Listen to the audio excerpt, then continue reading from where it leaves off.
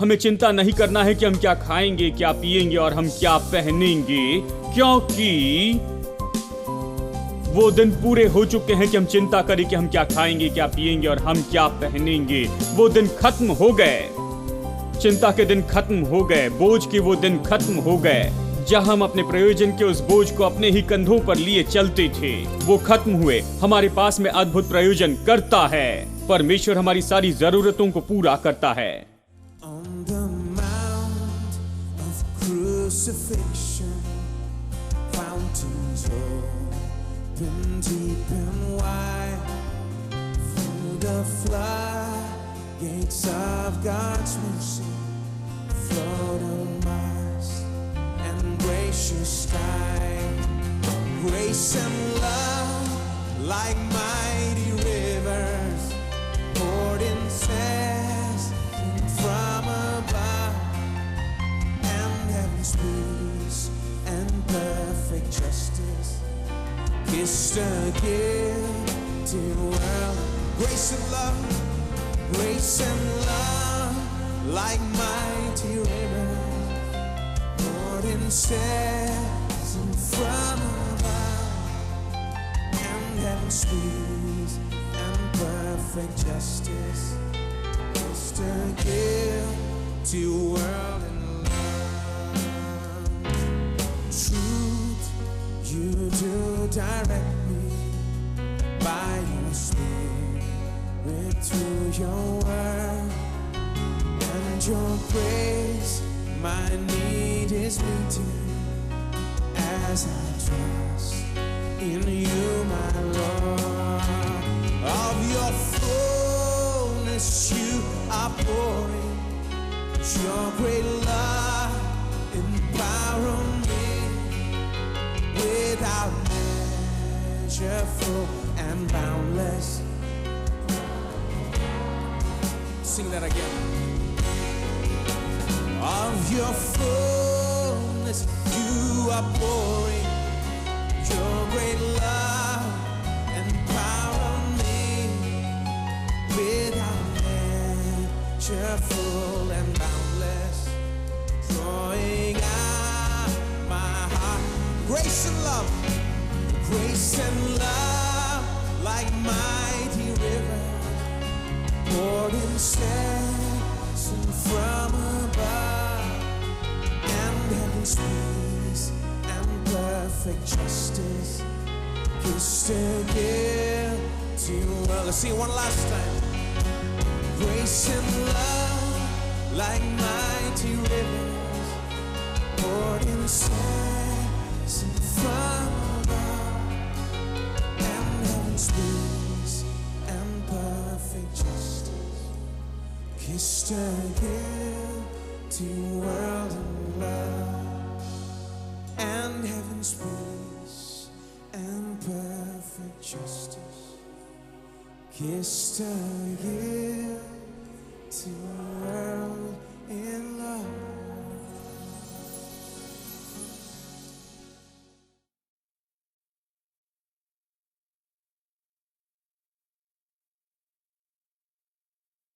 अब चलिए एक वचन देखते हैं। इफिसियों अध्याय 3 वचन 8। मुझ पर जो सब पवित्र लोगों में से छोटे से भी छोटा हूं, ये अनुग्रह हुआ है कि मैं अन्य जातियों को मसीह के अगम्य धन का सुसमाचार सुनाऊं। मसीह का अगम्य धन, पौलुस कहता मैं यही प्रचार करता हूं। मैं अन्य जातियों को मसीह के अगम्य धन का प्रचार करता हूं। जब वो कहता मसीह का अगम्य धन, इसका मतलब परमेश्वर के पास जो भी है, जो उसने हमारे लिए उपलब्ध किया है यीशु मसीह में और उसके द्वारा उसने यीशु मसीह में से रखा, ये सब हमारा है। वो कहता मैं अन्य जाति को यही प्रचार करता हूं। वो ये नहीं कहता यीशु धनी है, कहता है तुम धनी हो, क्योंकि परमेश्वर ने वो सारी आशीषें जो आपको कभी चाहिए यीशु मसीह में रख दी है। अगर आप ये प्रचार करें यीशु धनी है तो सब कहेंगे ओह हाँ ये बात है क्या, तो मेरे बारे में क्या। ये सुसमाचार नहीं, सुसमाचार ये है कि आप धनी हैं और हर एक आशीष वहां पर आपके लिए है, मसीह यीशु में आपके लिए है। अब ये इस तरह से है, देखिए बहुत से लोग, उनके पास बहुत कुछ है, वो नहीं समझते हैं कि उनके लिए क्या रखा गया है। ये मानो ऐसा है जैसे कि कोई बच्चा है, वारिस है, किसी एक बड़े राज्य का या कहिए बड़ी संपत्ति का। बच्चा नहीं जानता उसके पास क्या है, बच्चा नहीं जानता कि उसका मूल्य क्या है, बच्चा नहीं जानता वो करोड़ों करोड़ों रुपए का मालिक है। जानते हैं, वो नहीं जानता, वो बच्चा इसलिए नहीं समझता है। और इसलिए गलातियों 4:1 कहता है, जब तक कि वारिस बच्चा है, वारिस बालक है, वो गुलाम से अलग नहीं होता है। वो और गुलाम समान है। गुलाम के पास कुछ नहीं, उसका कुछ नहीं, उसके पास कुछ नहीं, वो धनी नहीं है, लेकिन ये वारिस है। लेकिन वो और गुलाम कुछ भी अलग नहीं। गुलाम के पास कुछ नहीं है, इसके पास सब कुछ है, लेकिन ऐसे जीता है जैसे कुछ नहीं है, क्योंकि ये नहीं जानता, ये बालक नहीं जानता। अब ये बढ़ता है। कल्पना कीजिए ये 20 साल की उम्र का हो जाता है, बैचलर्स डिग्री पूरी करता है, बड़ा हो जाता है, और उसे कोई नहीं बताता कि उसका मूल्य क्या है, कोई नहीं बताता कि वो कौन है, उसका मूल्य क्या है। क्या वो जानेगा? बस इसलिए क्योंकि वो अभी ये बड़ा हो गया है, 20 साल का हो गया है, अब बड़ा हो गया है, तो क्या अभी ये जानेगा? मैं आपसे कहूं, नहीं, नहीं जानेगा। अगर वो इसी दशा में अगले 25 साल तक रहता है, 40-45 साल का हो जाता है, और कोई उससे नहीं बताता कि उसकी कीमत क्या है, उसके पास क्या क्या है, उसका क्या क्या है, तो क्या वो जानेगा? वो नहीं जानेगा, क्योंकि उसे नहीं बताया। मैं आपको बताऊं, मैं चर्च में हूं बिल्कुल पहले दिन से ही। जब भी चर्च का दरवाजा खुलता था, मैं भीतर जाता था, आता था, इसलिए नहीं कि अच्छा था, क्योंकि मेरे घर में मांग थी कि चर्च में जाए। जब भी चर्च का दरवाजा खुलता तो आप हमें पहली लाइन में ही देखते। ठीक है, कोई बहाने नहीं, सुबह शाम, बुधवार शाम, शनिवार शाम, हर समय वहां थे। ठीक है, तो मैं वहां था, और मुझे अच्छे से याद है 20 साल की उम्र तक, जब तक कि मैं विदेश में पढ़ाई के लिए नहीं गया, किसी ने भी मुझे नहीं बताया, किसी ने पुलपिट से मुझे कभी नहीं बताया कि मसीह के पास में मेरे लिए अगम्य ऐसा धन है और छुटकारे ने वो सब मुझे दिया है। नहीं बताया। और मैं विदेश में गया पढ़ाई के लिए, और वहां पर कोई मुझे बता रहा था कि तुम राजा हो। मैंने कहा कौन? हाँ, उसने कहा तुम राजा हो, और मेरे बाल खड़े हो गए। मैंने कहा मैं? उन्होंने कहा हाँ, तुम राजा हो। देखिए, मैं फिल्म के गाने पर विश्वास करता था, एक एक राज्य में एक ही राजा होता है। बाइबल जैसे उस पर विश्वास करते थे। पता नहीं था बाइबल क्या कहती है, उस पर हमने उस पर विश्वास किया। एक देश में या एक राज्य में एक ही राजा होता है, बाकी सब कुछ नहीं होते हैं।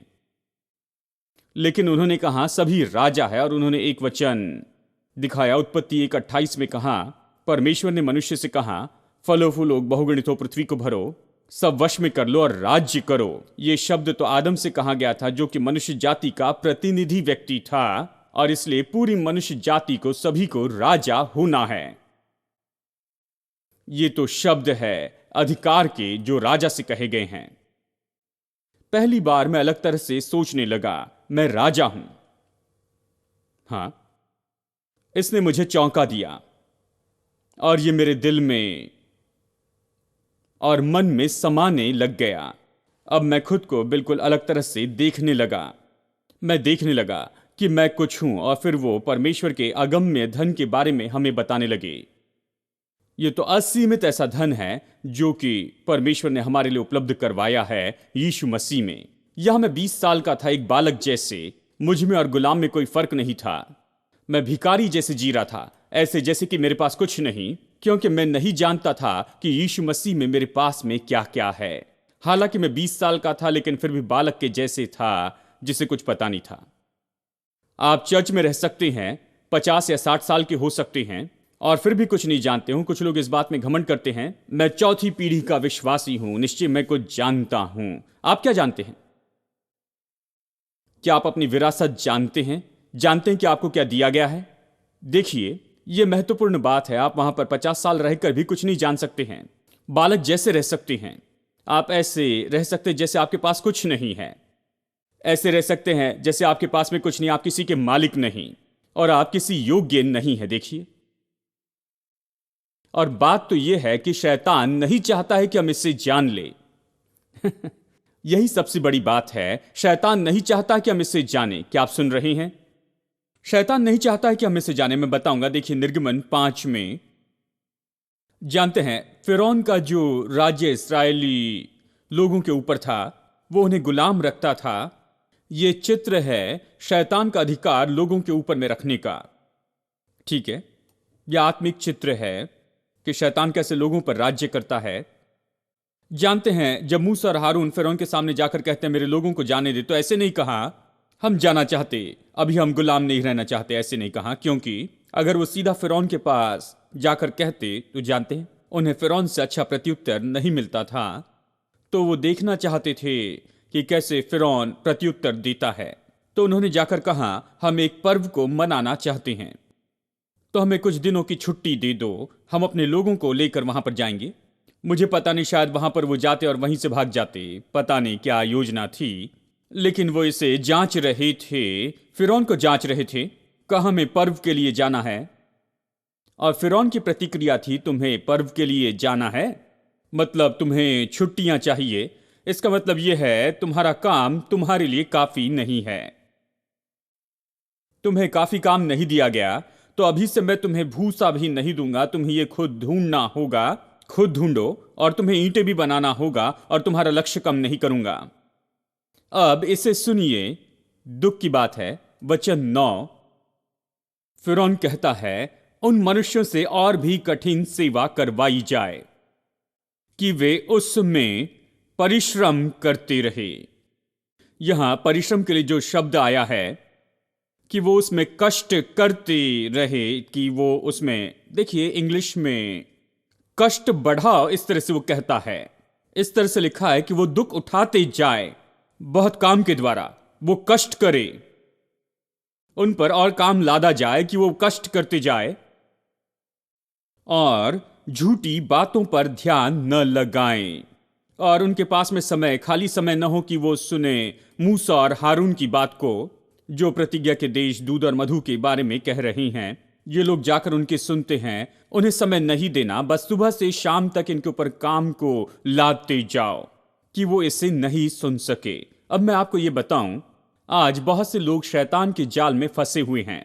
वो काम में इतने व्यस्त हैं, वो दिन में 16 घंटे काम करते हैं, दिन रात काम करते हैं, काम काम काम काम करते रहते। एक भाई ने मुझसे कहा मैं काम काम काम करता हूं, मेरे पास सोचने के लिए 1 मिनट भी नहीं है।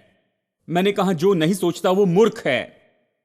क्या आपके पास सोचने का समय नहीं? मेरे पास सोचने का समय नहीं है। मैं काम काम काम काम काम काम काम करता हूं और पसीना पसीना पसीना बहाते जाता हूं, बस यही। वो सोचते ये अच्छा है कि काम करते पसीना बहाते हैं, और उनके पास सोचने के लिए 1 मिनट भी नहीं है। मेरे दोस्तों, मैं आपको बताऊं, अगर आप रुक कर सोचे तो शायद इतना पसीना नहीं बहाएंगे।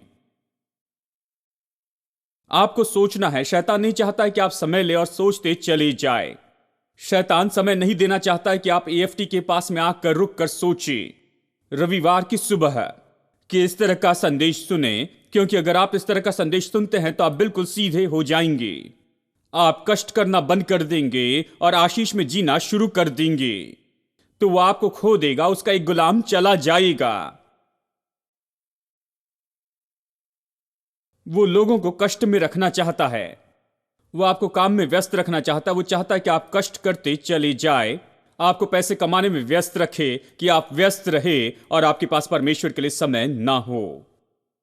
ये शैतान की बात है। देखिए, मैं आपको बताऊं, यदि आप वचन सुनने के लिए रविवार को अलग रखते हैं और प्रतिदिन कुछ समय अलग करते हैं कि आप प्रभु का वचन सुनते जाए, अभी जो सुन रहे हैं ऐसी बातें बार बार सुनते चले जाए, मैं आपको बताऊं मेरे दोस्तों, अगर जीवन में इन बातों का उपयोग करेंगे, मैं आपको बताऊं कष्ट दूर हो जाएंगे हमेशा के लिए।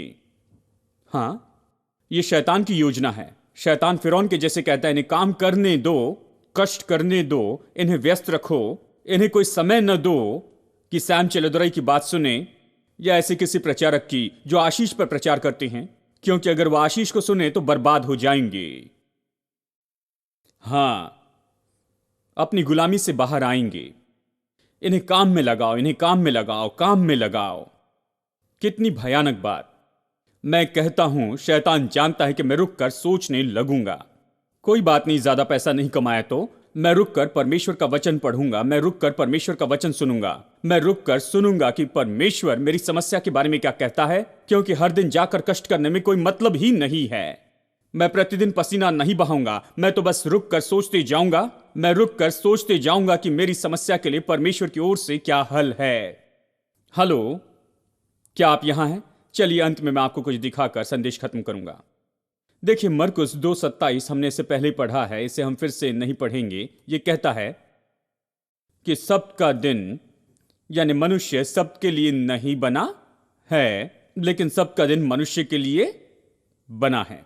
बहुत ही महत्वपूर्ण बात है। मैंने इनमें से कुछ बातें आपको समझाकर बताई। चलिए इसमें मैं और भी कुछ बात जोड़ता हूं। सब लोग कहिए, मनुष्य सब्त के लिए बना है, मतलब मनुष्य विश्राम के लिए बना है। मनुष्य सब्त के लिए बना है। सब्त क्या है? मेरे साथ देखिए, कुलुसियों अध्याय 2। जब आप इसे जानेंगे तो सच में बहुत ही खुश हो जाएंगे। कुलुसियों अध्याय 2, चलिए वचन 16 और 17 पढ़ते हैं। इसलिए खाने पीने में तुम्हारा कोई फैसला न करे, इसलिए खाने पीने या पर्व या नए चांद या सब्त के विषय में तुम्हारा कोई फैसला न करे, या नए चांद या सब्त के विषय में, कि कोई मनुष्य आकर तुम्हारा इन बातों पर फैसला न करे। कुछ लोग आकर कहेंगे, ओ तुम सब्त के दिन आराधना नहीं करते, शनिवार के दिन। जानते हैं किस तरह के विश्वास में तुम बने हो, वो इसी सब्त पे लटकी हैं। कोई सब्त के बारे में तुम्हारा फैसला न करे। अब अगले वचन में देखिए, क्यों कोई फैसला न करे? क्योंकि ये सब आने वाली बातों की छाया है, पर देह मसीह की है। चलिए सरल शब्दों में कहते हैं, ये चीजें तो आने वाली बातों की छाया है। पुराने नियम में उन्हें सब्त मानना था, सटीकता से मानते थे, चूक नहीं सकते थे, इसे मानना ही था। क्यों? क्योंकि ये एक छाया थी, ये आने वाली किसी बात के बारे में दर्शाने वाला था, और जो आने वाली बात है उसे चूक न जाए, इसीलिए उन्हें परमेश्वर ये सब याद दिलाते रहना चाहता था। तो वो कहता है इसे मानो। लेकिन अब असली चीज आ गई, जब ये कहता है कि देह मसीह की है, इसका मतलब है परिपूर्णता तो मसीह में है। सब तो एक परछाई है, और इसकी जो परिपूर्णता है तो यीशु मसीह में और उसके द्वारा हो गई। तो वो इसे मानते रहे ताकि उस बात को न भूले जो ये सब कुछ दिखाता है। ऐसा जो आने वाला है, उन्हें मानना था कि इस तरह से अपनी आंखों से दूर न कर दे। वो कुछ दर्शाता था, और परमेश्वर चाहता था कि हमेशा अपनी आंखों के सामने इसे रखे। मैं इसके बारे में बताऊंगा। परमेश्वर चाहता था कि हमेशा उनकी आंखों के सामने इसे रखे। ये इतना गंभीर था, इसलिए परमेश्वर चाहता था कि हमेशा ये अपनी आंखों के सामने इसे रखे, हर हफ्ते सब्त का वो पालन करे। अब यीशु मसीह के द्वारा उसकी परिपूर्णता आ गई है। अब मेरे साथ देखिए, निर्गमन में अध्याय 16 और वचन 23। निर्गमन 16:23 में पहली बार सब्त शब्द आता है, बाइबल में पहली बार।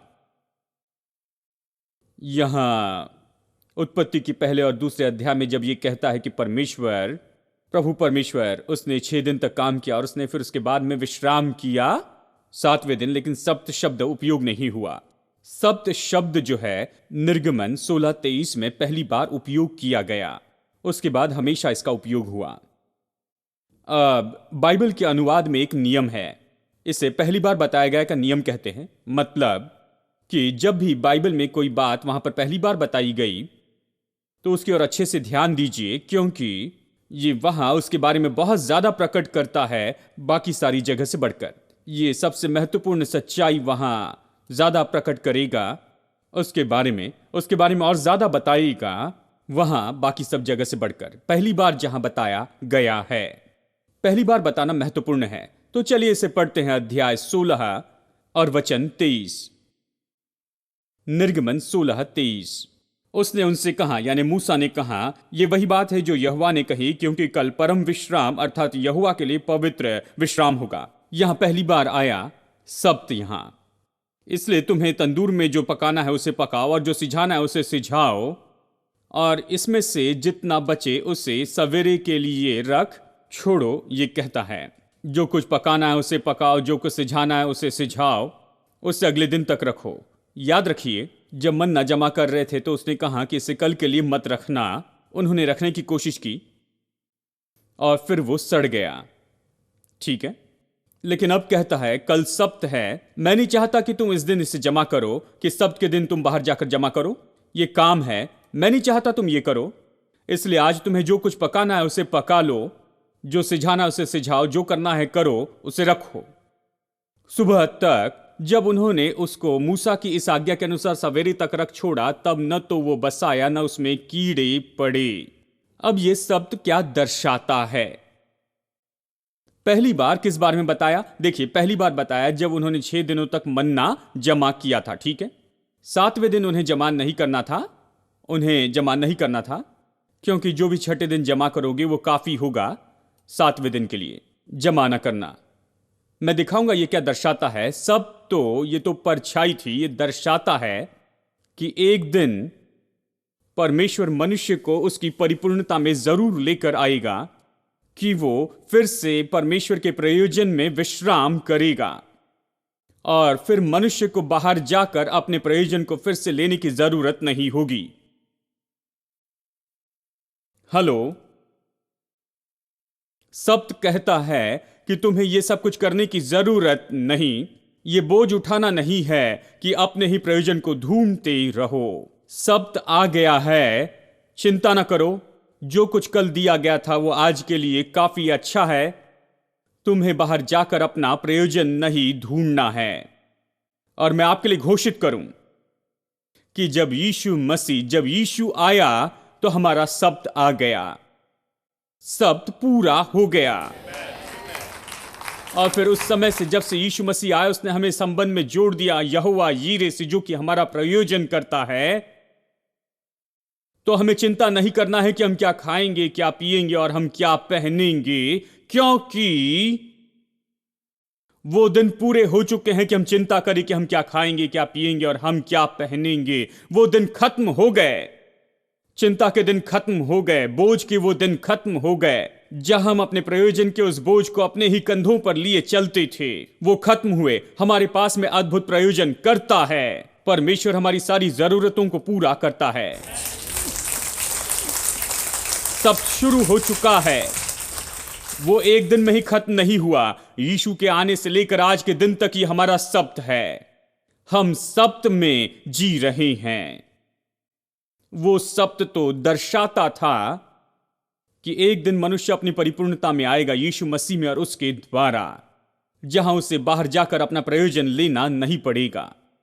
उसका प्रयोजन कर्ता पूरा करेगा। वो अपने असली स्थिति में वापस आएगा। उसके प्रयोजन के लिए जो बोझ है अभी उसके कंधों के ऊपर में लादा नहीं जाएगा। एक है जो उसकी जरूरत पूरी करेगा, उसकी हर एक जरूरत को बहुतायत से पूरी करेगा जो उसे चाहिए। आमीन।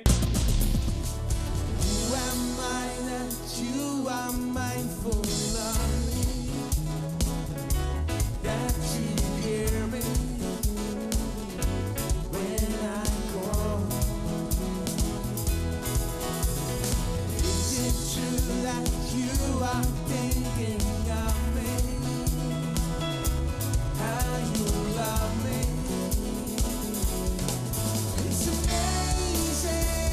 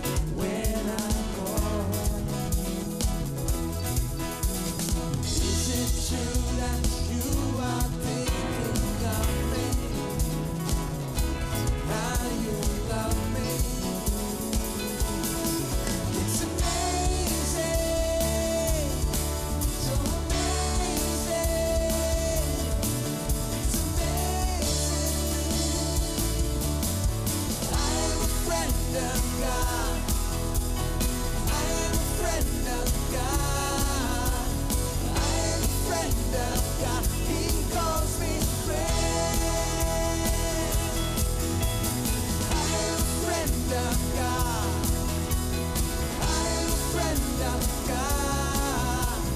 I am a friend of God. He calls me